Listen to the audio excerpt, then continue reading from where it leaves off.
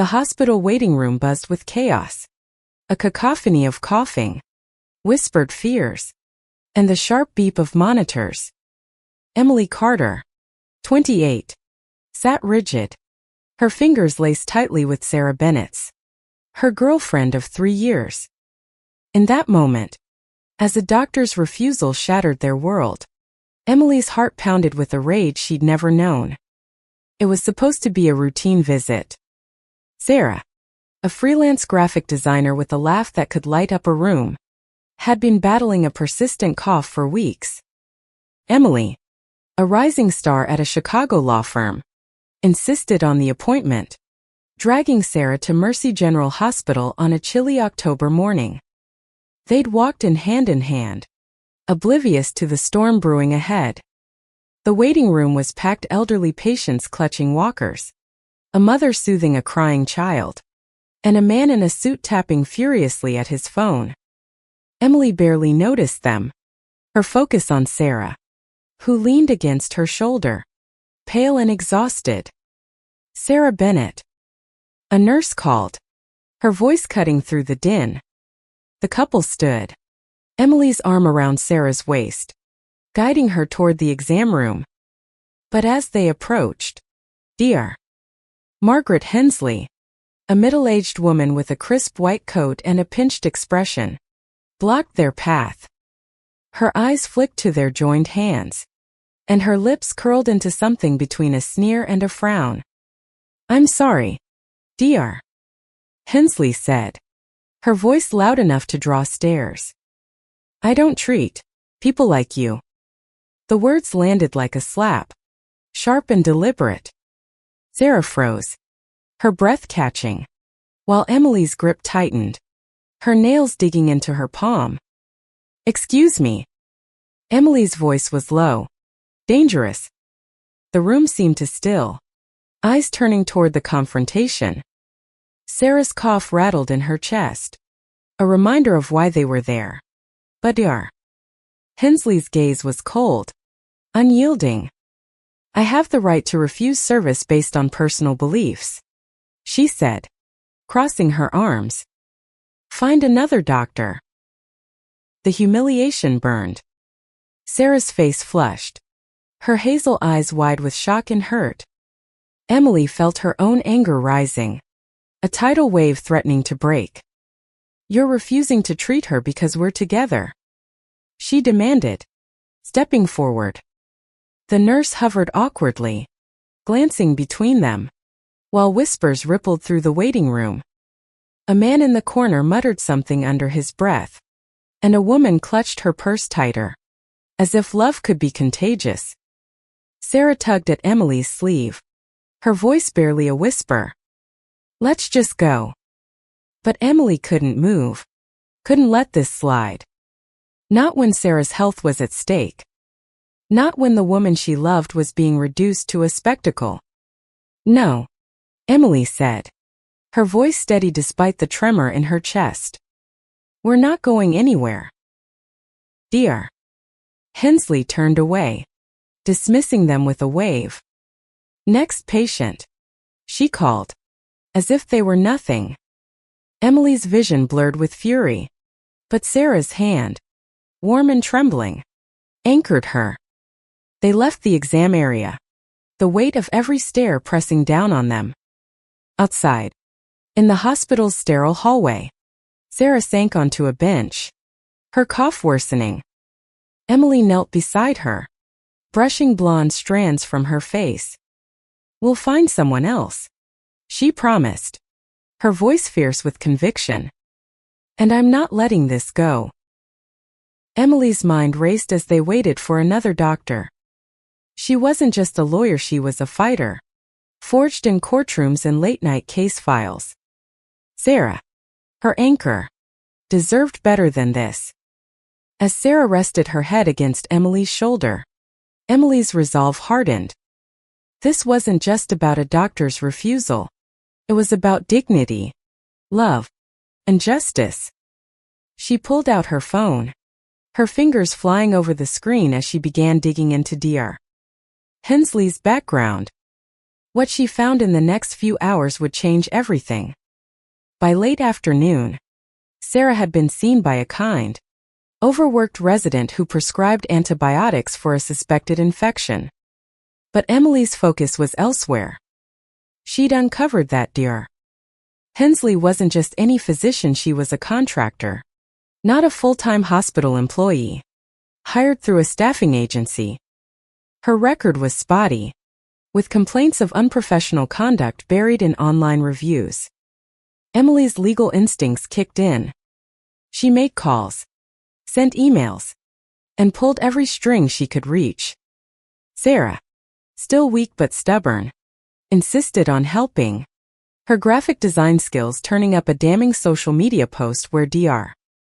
Hensley had ranted about traditional values in healthcare. As the sun dipped below Chicago's skyline, Emily sat in a coffee shop across from the hospital, her laptop open, Sarah beside her sipping tea. "You're terrifying when you're like this," Sarah said, a faint smile breaking through her fatigue. Emily grinned, but her eyes were sharp. "Good," she replied, "because I'm just getting started." The next morning, Emily marched into the hospital's administrative office, armed with evidence. She met with the hospital's legal counsel, a stern woman named Ms. Rivera, who listened as Emily laid out the case. Dr. Hensley's public refusal violated hospital policy, state anti-discrimination laws, and basic human decency. Emily's voice never wavered, though her heart raced. She presented screenshots, witness statements from the waiting room, and a formal complaint signed by Sarah. Rivera's expression shifted from skeptical to grim as she reviewed the documents. By noon, the hospital had launched an investigation. Dr. Hensley was called in, her face pale as she faced the board. Emily and Sarah waited in the lobby, their hands clasped. Sarah's cough was quieter now, but her eyes still carried the weight of yesterday's humiliation. "Do you think this will change anything?" she asked softly. Emily squeezed her hand. "It has to." Hours later, the call came. Dr. Hensley's contract was terminated, effective immediately. The hospital issued a public apology, and Emily's complaint was forwarded to the state medical board. As they left the hospital, Sarah pulled Emily into a hug, her voice thick with emotion. "You did this for me." Emily shook her head, her throat tight. "I did it for us." But the story wasn't over. Emily knew this was just one battle in a larger war. She and Sarah returned home, their small apartment a sanctuary of warmth and love. Over dinner, they talked about the future, about fighting for others who face the same prejudice. Emily's firm was already buzzing about the case, and Sarah was sketching ideas for a campaign to raise awareness about discrimination in healthcare. Their love, tested by fire, had only grown stronger. The next day, Emily filed a formal grievance with the state, ensuring Dr. Hensley's actions would follow her. Sarah, feeling stronger, posted their story online, her words raw and honest. The post went viral, sparking a wave of support and outrage. People shared their own stories, and soon, Emily was inundated with messages from others seeking justice. She looked at Sarah, her heart swelling. This was their fight now, together. As the weeks passed, Emily and Sarah became advocates, their story a beacon for change. They spoke at community events, their voices carrying the weight of their experience. The hospital implemented new training programs, and Emily's firm took on pro bono cases for others facing discrimination. Sarah's health improved, her laugh returning, brighter than ever.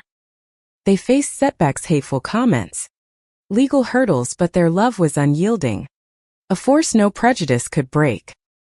In the quiet moments, when it was just them, Emily would trace the lines of Sarah's face, marveling at her strength. "We're doing this," Sarah would whisper, her eyes shining.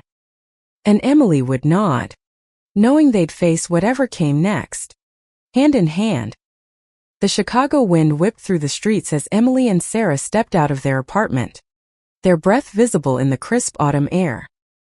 It had been a week since the hospital incident, and while Sarah's cough was fading, the sting of Dr. Hensley's words lingered like a bruise. Emily, ever the protector, hadn't stopped moving her mind, a whirlwind of legal strategies and righteous anger.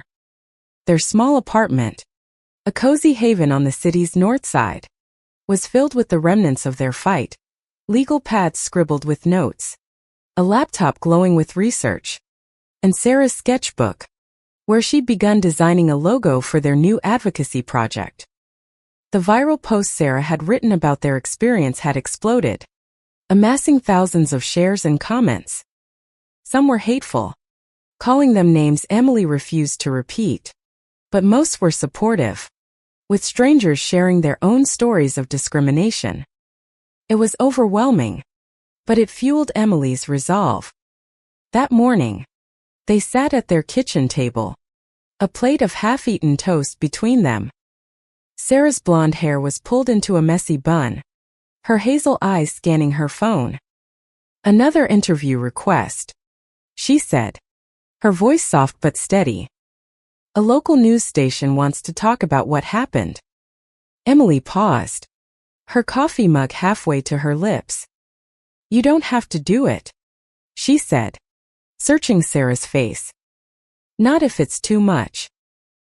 Sarah shook her head, a spark of defiance in her eyes. "I want to. People need to know this isn't okay." Emily reached across the table, squeezing her hand. Sarah's courage, quiet but fierce, was one of the reasons Emily had fallen so hard for her 3 years ago, when they'd met at a mutual friend's art gallery opening. Sarah's laugh had drawn Emily in, and her heart had kept her there. The interview was scheduled for that afternoon at a small studio downtown. As they rode the L train, Sarah leaned against Emily, her head resting on her shoulder. The city blurred past gray buildings, flickering lights, and the hum of life. Emily's mind drifted to the first time they'd ridden this train together, giddy and nervous on their first date. She'd known then that Sarah was different, that their love was worth fighting for. At the studio, the reporter, a young woman named Lena with a warm smile, greeted them kindly. The cameras rolled, and Sarah recounted the hospital incident, her voice steady despite the tremor in her hands. Emily sat beside her, her jaw tight, ready to jump in if needed. "It wasn't just about me," Sarah said, her eyes locking with the camera.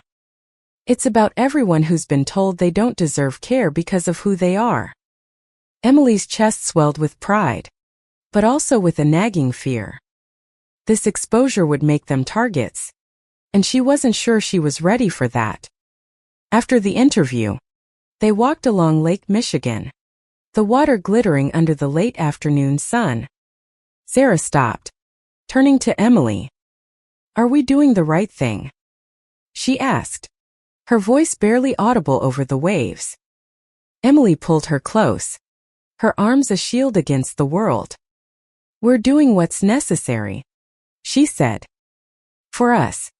And for everyone else." Back at the apartment, Emily dove into her next steps. She'd connected with a local advocacy group, Equality Illinois, who offered legal and media support. They were building a case not just against Dr. Hensley, but against systemic bias in healthcare. Emily spent hours on the phone, her voice calm but firm, coordinating with lawyers and activists. Sarah, meanwhile, worked on their campaign's branding, her sketches vibrant and bold. "This is our fight," Sarah said one night, her pencil pausing over a drawing of two clasped hands. "But it's bigger than us." The backlash came swiftly. Hate mail flooded their inbox. and Emily's firm received anonymous calls questioning her professionalism. One night, as they lay in bed, Sarah's phone buzzed with a vicious message. "You're disgusting. Stay out of our hospitals." Sarah's face crumpled, and Emily pulled her close, whispering, "They don't get to win." But inside, Emily's fear grew.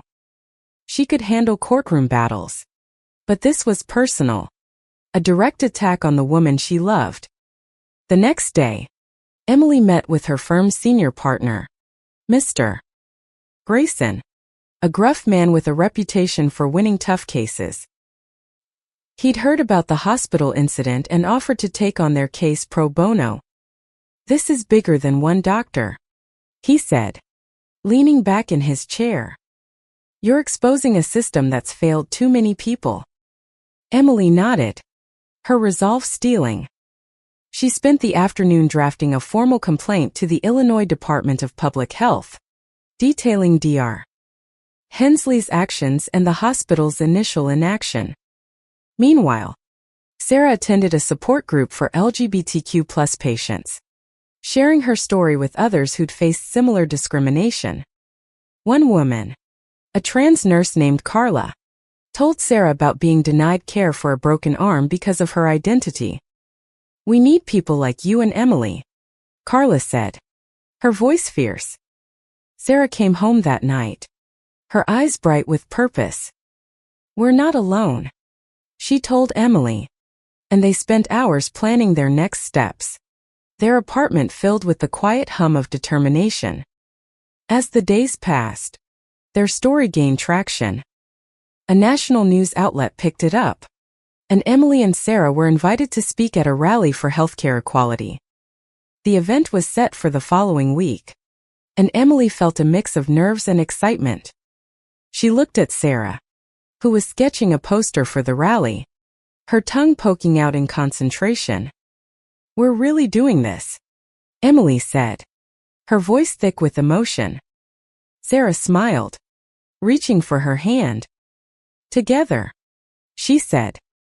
The rally loomed large, a chance to amplify their voices. But Emily couldn't shake the feeling that the fight was far from over. Dr. Hensley's termination was a victory, but the system that allowed her actions to go unchecked was still intact. As they prepared for the rally, Emily and Sarah knew they were stepping into a larger battle, one that would test their love, their strength, and their belief in justice. The rally was a sea of color rainbow flags waving against the gray Chicago skyline, voices rising in a chorus of defiance. Emily stood backstage, her heart pounding as she gripped Sarah's hand. The crowd, hundreds strong, chanted for equality, their signs bold with messages like "Healthcare for all" and "Love is not a diagnosis." Sarah, usually shy in crowds, was radiant today, her blonde hair catching the sunlight as she adjusted the microphone pinned to her sweater. Emily marveled at her strength, the way she transformed her pain into purpose. "You ready?" Emily whispered, brushing a stray lock from Sarah's face. Sarah nodded, her hazel eyes steady. "Let's do this." They stepped onto the stage, and the crowd roared.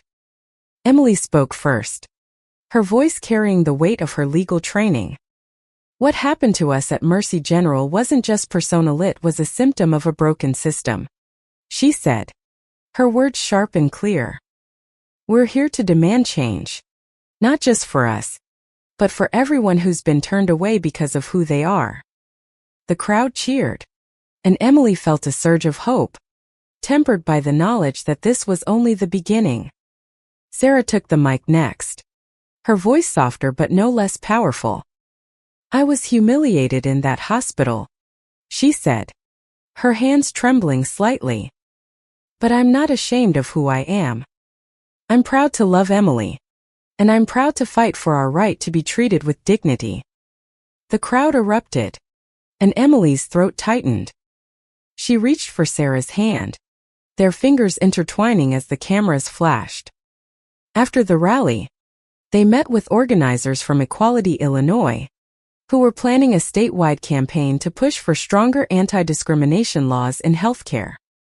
Emily offered her legal expertise, while Sarah volunteered to design promotional materials. They spent the evening in a cramped meeting room, surrounded by activists, their ideas sparking like wildfire. Carla, the trans nurse from Sarah's support group, joined them, her presence a reminder of the stakes. "This is personal for all of us," Carla said, her voice thick with emotion. Emily nodded, her mind already racing with strategies. But the high of the rally didn't last. That night, their apartment was vandalized. Red spray paint scrawled across their door, "Go to hell." Sarah gasped when she saw it, her hand flying to her mouth. Emily's stomach churned, but she pulled Sarah close, her voice steady. "They're scared of us," she said. "That means we're making noise." They reported the incident to the police, who took a report but offered little hope of catching the culprit. Emily spent the night scrubbing the paint off, her hands raw but her resolve unbroken. The next morning, Emily woke to a flood of emails. Their story had gone national, picked up by major outlets like CNN and the New York Times. Support poured in, but so did the hate. Sarah's phone buzzed with notifications, some from friends offering love, others from strangers spewing vitriol. Emily watched her closely, noting the way Sarah's shoulders tensed with each new message. "We can step back," Emily offered, her voice gentle. But Sarah shook her head. "If we stop now, they win." Emily threw herself into work, meeting with her firm's pro bono team to build a class action lawsuit against hospitals with records of discrimination. She spent hours poring over case law, her desk a mess of highlighters and coffee cups. Sarah, meanwhile, worked on their campaign, her sketches turning into powerful posters and social media graphics. One designated silhouette of two women holding hands against a hospital backdrop went viral, shared by celebrities and activists alike. Their evenings were spent together, a quiet counterpoint to the chaos. They cooked dinner, laughed over old memories, and planned their future. One night, as they sat on their couch, Sarah turned to Emily, her eyes serious. "What if this changes everything?" she asked. "What if we're always fighting?" Emily took her hand, her thumb tracing circles on Sarah's palm. "Then we fight together," she said. "Always." The next challenge came swiftly. A conservative group filed a countercomplaint against Emily, accusing her of defamation against Dr. Hensley. The claim was flimsy, but it dragged Emily into a legal quagmire. She spent days preparing a defense, her firm backing her fully. Mr. Grayson, her senior partner, clapped her on the shoulder. "You're shaking things up, Carter," he said. "Keep going." Sarah, meanwhile, faced her own battles. Her graphic design clients began pulling away, some citing personal beliefs. It stung, but Sarah channeled her energy into their campaign, her work gaining traction online. She started a blog, sharing stories from others who'd faced discrimination in healthcare. The response was overwhelming, hundreds of messages, each one a reminder of why they were fighting. As the weeks passed, Emily and Sarah grew closer, their love a lifeline. They attended more rallies, spoke at community centers, and met with lawmakers. The hospital incident had sparked something bigger, a movement they hadn't anticipated. But Emily couldn't shake the weight of it all, the hate, the vandalism, the constant pressure. She looked at Sarah, her anchor, and knew they'd face it together, no matter what came next. Winter settled over Chicago, blanketing the city in snow and silence. Emily and Sarah's apartment became a hub of activity, their dining table covered with legal documents, campaign plans, and Sarah's ever-growing sketchbook. The fight that began in a hospital waiting room had grown into something unstoppable. But it came at a cost. Emily's days were a blur of meetings and court filings. The class action lawsuit was gaining momentum, with more plaintiffs joining people like Carla, who'd been denied care, and a gay couple turned away from a rural clinic. Emily worked late, her eyes burning from hours at her laptop, but every email from a new plaintiff fueled her. She was building a case that could set a precedent, one that would force hospitals to confront their biases. But the counter-complaint against her lingered, a dark cloud. Dr. Hensley's lawyers were aggressive, painting Emily as a vengeful activist. It was nonsense, but it drained her energy. Sarah, meanwhile, was pouring her heart into their campaign. Her blog had become a platform for stories of discrimination, each post shared thousands of times. She'd started a podcast, her soft voice narrating the pain and resilience of others. Listeners sent messages of gratitude, but the hate mail kept coming too. One night, Sarah found a death threat in her inbox, its words so vile she couldn't read it aloud. She showed it to Emily, her hands shaking. Emily called the police, her voice calm but her heart racing. "We're not stopping," she told Sarah, pulling her into a fierce hug. "They don't get to scare us." But fear was a constant companion now.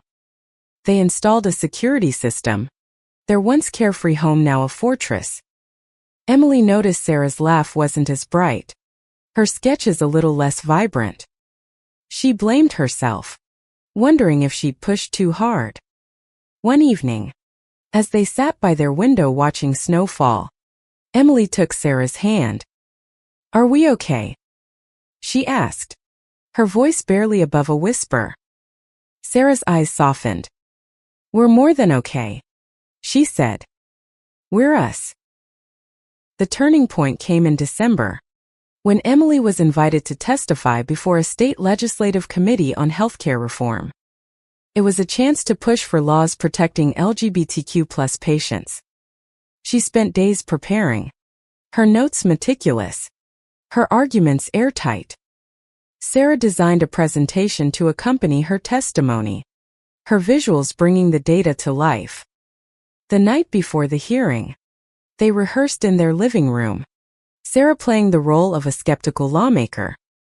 They laughed, the tension easing for the first time in weeks. The hearing was packed, the room buzzing with reporters and advocates. Emily stood at the podium, her voice steady as she recounted their story. "Sarah and I were humiliated, but we're not victims," she said. "We're fighters, and we're here to ensure no one else endures what we did."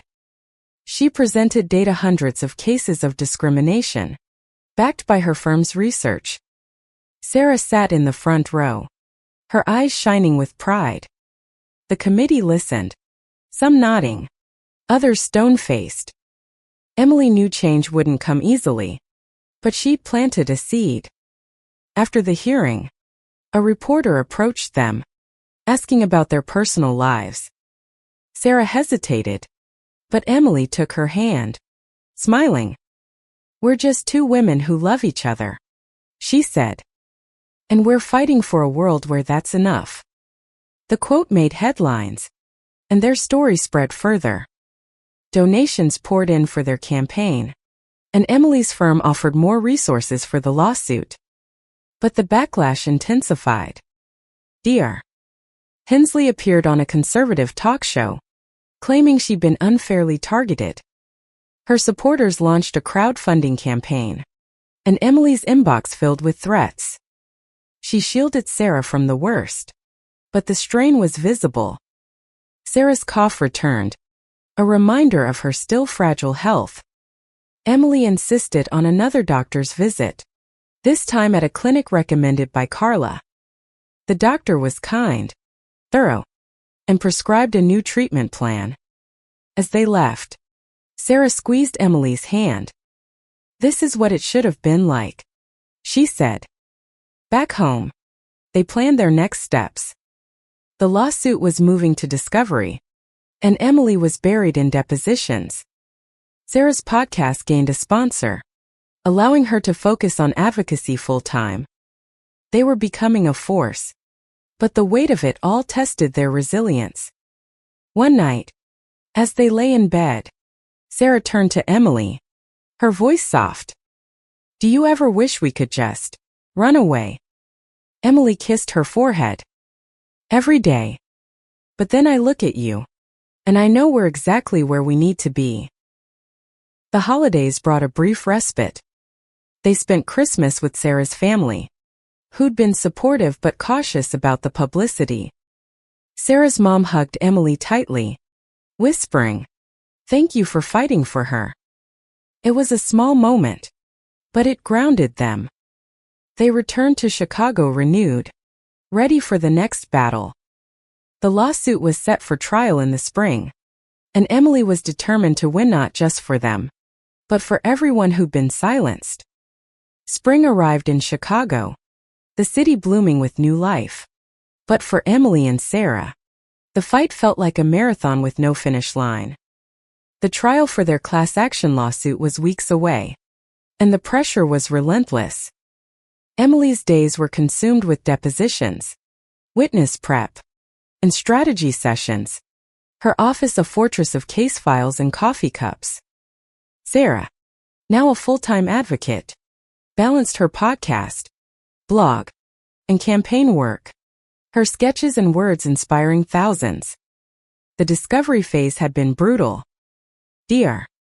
Hensley's legal team dug into Emily and Sarah's personal lives, twisting their activism into publicity stunts. Emily brushed it off in public, but privately, stung. She'd always been private, her love for Sarah's sacred space. Now, it was dissected in court documents and online forums.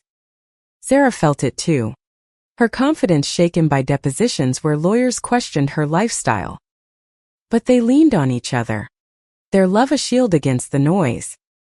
One morning, Emily found Sarah in their kitchen, staring at a letter from the state medical board. Dr. Hensley's license was under review, a direct result of Emily's complaint. It was a small victory, but it came with a cost. Hensley's supporters were rallying, painting her as a martyr. Emily hugged Sarah from behind, her chin resting on her shoulder. "We're getting to them," she said. Sarah nodded, but her eyes were distant. "I just want it to be over," she whispered. The trial prep intensified. Emily's firm brought in a co-counsel, a seasoned litigator named Rachel who specialized in civil rights cases. Rachel was a force, her sharp wit and encyclopedic knowledge of case law a perfect complement to Emily's passion. They spent hours strategizing, building a case that linked Dr. Hensley's actions to systemic failures in hospital oversight. Sarah contributed too, her visuals used to illustrate the human cost of discrimination. One chart, showing the number of LGBTQ+ patients denied care, left even Rachel speechless. The night before the trial, Emily and Sarah sat on their couch, a rare moment of quiet. Sarah's sketchbook lay open, filled with designs for a new campaign logo. Emily traced the lines of a drawing, two women embracing under a rainbow. "This is beautiful," she said. Sarah smiled, but her eyes were tired. "I want to keep going," she said, "but sometimes I feel like I'm drowning." Emily pulled her close, her heart aching. "We'll get through this," she promised. Together. The trial began on a rainy April morning, the courtroom packed with reporters, advocates, and curious onlookers. Emily took the stand first, her voice steady as she recounted the hospital incident. The defense tried to rattle her, questioning her motives. But Emily didn't falter. "I'm here because no one should be denied care for who they love," she said, her eyes locking with Sarah's in the gallery. The room was silent, the weight of her words palpable. Sarah testified next, her voice soft but unwavering. She described the humiliation, the fear, and the anger of being refused treatment in front of a crowd. "I felt invisible," she said, tears spilling over. "But Emily made me feel seen." The jury leaned forward, some visibly moved. Emily gripped the edge of her seat, her pride in Sarah overwhelming. The defense called Dr. Hensley, who claimed her refusal was a misunderstanding. But Emily's team was ready, presenting witness statements, hospital records, and Hensley's own social media posts. Rachel's cross-examination was surgical, exposing contradictions and bias. By the end of the week, the defense was scrambling, their case unraveling. Outside the courtroom, the world was watching. Protests gathered outside, both for and against Emily and Sarah. Supporters waved rainbow flags, while detractors held signs condemning them. Emily shielded Sarah from the worst, but the tension was suffocating. One night, after a long day in court, they escaped to a quiet diner, sharing a plate of fries. Sarah reached for Emily's hand, her smile small but genuine. "We're making history," she said. Emily nodded, her throat tight. "And we're doing it together." As the trial neared its end, Emily felt a shift. The jury's faces softened, their eyes lingering on Sarah during closing arguments. Rachel's final statement was a masterpiece, weaving their story into a call for systemic change. "This isn't just about one doctor," she said. "It's about a system that fails the most vulnerable. Emily and Sarah are fighting for all of us." The courtroom was silent, the air heavy with anticipation. Back home, they waited for the verdict, the days stretching endlessly. Sarah's health was stable, but the stress took a toll. Emily noticed the dark circles under her eyes, the way her hands trembled when she thought no one was watching. They spent their evenings curled up together, talking about the Futuria house, maybe a dog, a life beyond the fight. But the trial's outcome loomed, a weight neither could ignore. The courtroom was a pressure cooker, the air thick with anticipation as the jury filed in. Emily sat beside Sarah, their hands clasped under the table, her pulse racing. 5 weeks of testimony, evidence, and raw emotion had led to this moment. And Emily felt the weight of it all, their love, their fight, their future resting on the verdict. The foreman stood, his voice steady. "We find in favor of the plaintiffs," he said, and the room erupted. Emily's breath caught, her eyes locking with Sarah's. Tears streamed down Sarah's face, but her smile was radiant. Emily pulled her into a hug, whispering, "We did it." The jury awarded damages to the plaintiffs and recommended sweeping policy changes for Illinois hospitals, a landmark ruling that sent shockwaves through the media. Outside, reporters swarmed, cameras flashing as Emily and Sarah stepped into the sunlight. Rachel, their co-counsel, stood beside them, her grin fierce. "This is just the start," she said. The crowd of supporters cheered, rainbow flags waving, while a smaller group of detractors shouted from across the street. Emily ignored them, her arm around Sarah's waist, her heart full. The victory was bittersweet. Dr. Hensley's license was revoked, and the hospital faced fines and mandatory training. But the hate mail didn't stop, and Emily's firm warned her about potential appeals. Still, the ruling was a beacon, inspiring other lawsuits across the country. Emily and Sarah's story had sparked a movement, their names synonymous with change. They returned home exhausted but elated, their apartment a sanctuary. Sarah cooked pasta, her laughter filling the space as Emily recounted Rachel's courtroom theatrics. Over dinner, They talked about what came next. The campaign was growing, with invitations to speak at national conferences. Sarah's podcast had a waiting list of guests, and Emily's firm was expanding its pro bono division. But the personal toll was real.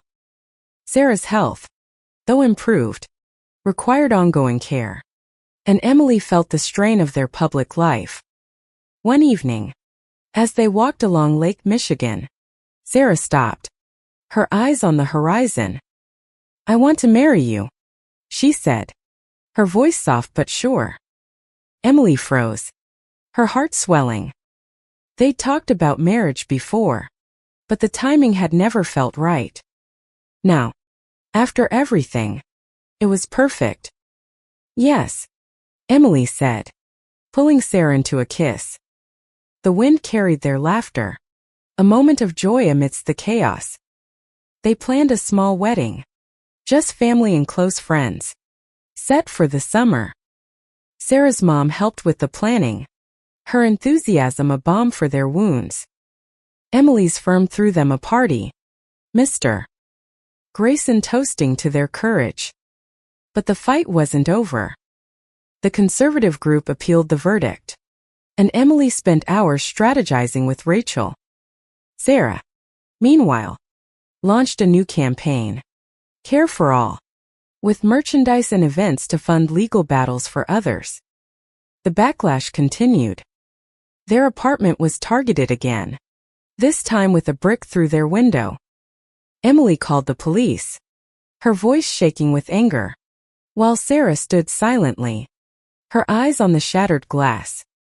"We can't let them stop us," Emily said, but Sarah's silence worried her. That night, they lay in bed, Sarah's head on Emily's chest. "I'm tired," Sarah admitted, "but I'm not giving up." Emily kissed her forehead, her resolve hardening. They'd face this together. As always, the summer brought their wedding, a quiet ceremony in a garden overlooking the lake. Sarah wore a simple white dress, her blonde hair glowing in the sunlight. Emily, in a tailored suit, couldn't take her eyes off her. They exchanged vows, promising to love and fight for each other, no matter the cost. Carla, their friend from the support group, officiated, her voice warm with pride. The reception was filled with laughter, music, and hope, a reminder of why they fought.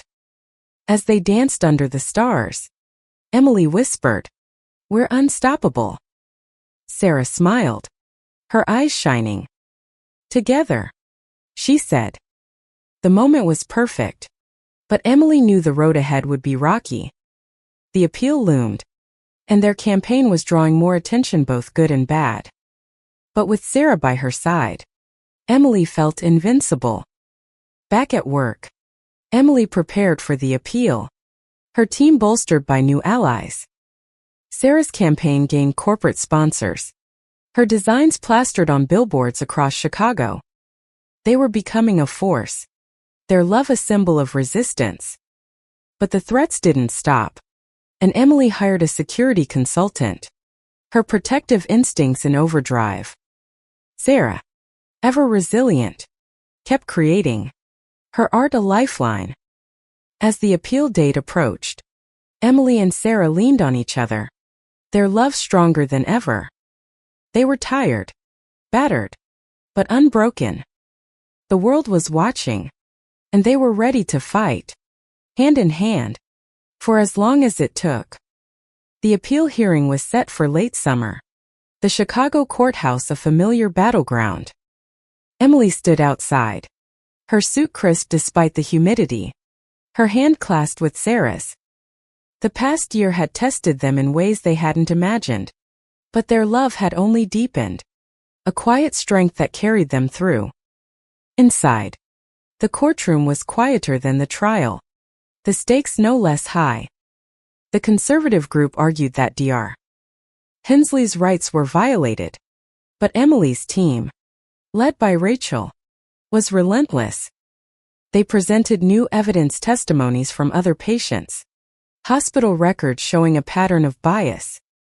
Emily testified again, her voice a blend of fire and precision. This isn't about one doctor, she said. It's about a system that lets hate go unchecked. Sarah sat in the gallery, her sketchbook open, capturing the moment in quick, sure strokes. The judge upheld the original ruling, a victory that echoed beyond the courtroom. The media frenzy was immediate, with headlines praising Emily and Sarah's courage. But the victory came with a cost. Their address was leaked online, and they moved to a new apartment, their lives upended again. Emily hired a private security firm, her savings dwindling, but she refused to let fear win. Sarah, ever the optimist, decorated their new home with her art, turning it into a sanctuary. Their campaign, Care for All, was now a national movement. Sarah's podcast reached millions, her voice a beacon for those silenced by prejudice. Emily's firm opened a new division dedicated to civil rights, with Emily at the helm. They traveled the country, speaking at conferences and rallies, their story inspiring laws in 3 states to protect LGBTQ+ patients.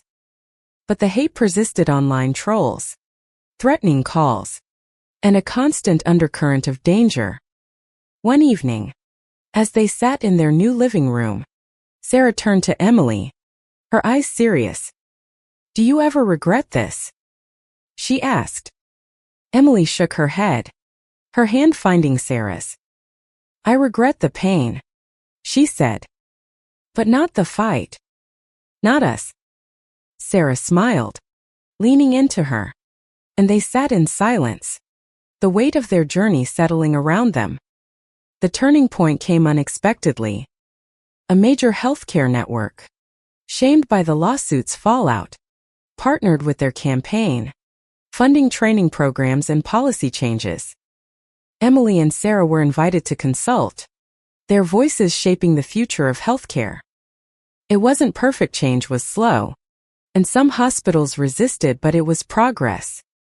Sarah's designs were used in training materials, her art a reminder of the human cost of bias.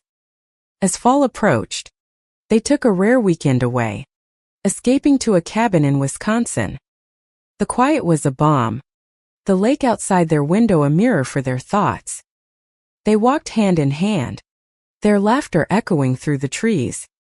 Sarah sketched by the water, her pencil capturing the serenity, while Emily read case files, her mind never fully at rest.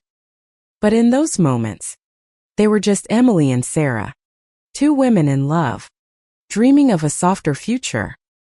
Back in Chicago, they faced their biggest challenge yet, a congressional hearing on healthcare discrimination.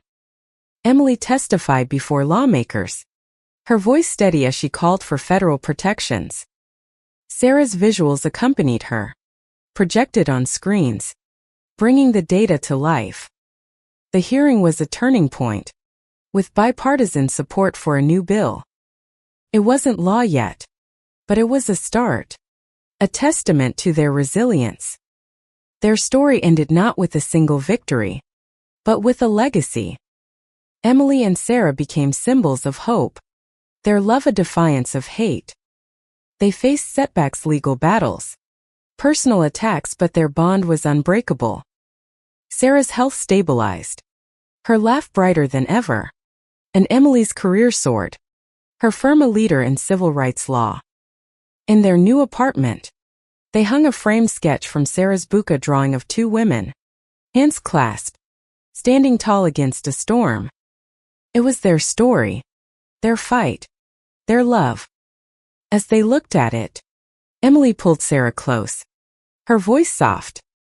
"We changed the world," she said. Sarah nodded, her eyes shining. "And we'll keep changing it." Their journey wasn't over. There were more battles to fight, more hearts to reach. But they faced the future together, their love a light that no darkness could extinguish.